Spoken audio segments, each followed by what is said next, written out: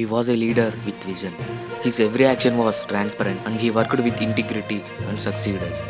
His simplicity and dedication towards his work made us to inspire. Despite of having bad financial conditions, he led himself to the top position of India, that is President of India.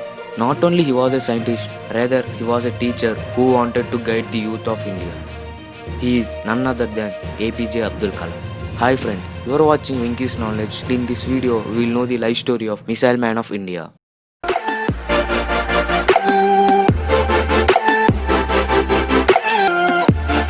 Abul Pakir Jainulabdin Abdul Kalam was born on 15th October 1931 to a Muslim family in Rameshwaram village in the state of Tamil Nadu. His father Jainulabdin was a boat owner and his mother Ashiamma was a housewife. Kalam was the youngest of the four brothers and one sister in his family. Kalam family businesses involves trading groceries between the mainland to and from Sri Lanka. With the opening of Pamba Bridge to the mainland in 1914, the businesses failed and the family fortune and properties were lost over time. By his early childhood, Kalam's family had become poor. At the early age, he sold newspapers to supply income to his family. In his school years, Kalam had average grades but was described as bright and hardworking student who had strong desire to learn. He spent hours on his studies, especially mathematics. After completing his secondary school in Ramanathapuram, Kalam went to attend St. Joseph College, Tiruchinappalli. There he graduated in physics in 1954. He moved to Madras in 1955 to study aerospace engineering in Madras Institution of Technology. Kalam missed achieving of his dream of becoming a fighter pilot as he placed in 9th position and only 8 positions were available in the IAF. After graduating from Madras Institution of Technology in 1960, Kalam joined in Defence Research and Development Organization DRDO as a scientist and became a member of Defence Research and Development Service DRDS. He started his career by designing a small hovercraft, but he remained unsatisfied by his choice of job at DRDO. In 1969, Kalam was transferred to Indian Space Research Organization ISRO, where he was the project director of India's first satellite launching vehicle SLV, which was successfully deployed the Rohini satellite in Earth orbit in July 1980. Kalam has started working on expandable rocket projects independently at the DRDO in 1965. In 1969, Kalam received the government approvals and expanded the program to include more engineers. Between 1970s and 1990s, Kalam made an effort to develop Polar Satellite Launching Vehicle PSLV and SLV projects. Both of the projects were proved to be successful.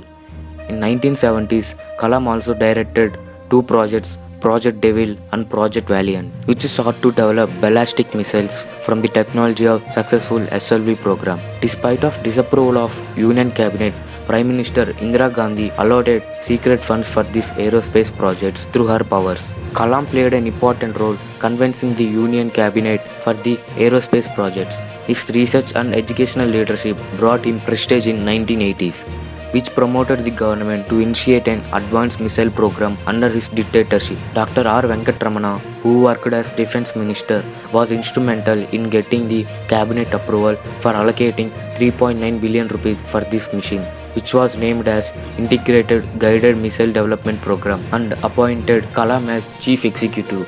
Kalam played a major part in developing many missiles under this mission, including Agni and Prithvi.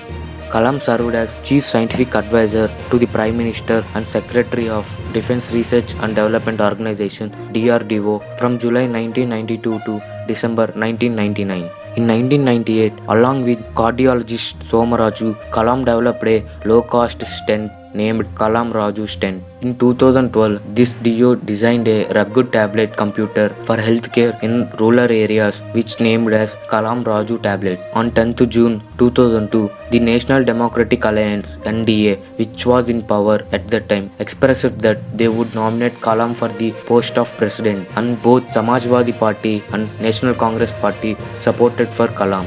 The polling for presidential election began on 15th July 2002. In the parliament and the state assemblies, with the media claiming that the election was one-sided to the Kalam's victory. Kalam became the 11th president of India with easy victory and moved into the Rashtrapati Bhavan on 25th July.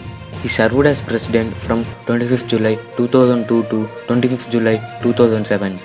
Kalam was the third president of India have been honored with Bharat Ratna before becoming the president. He was also the first scientist and first bachelor to occupy Rashtrapati Bhavan. During his term as president, he was called as People's President. He took many good decisions for developing the country.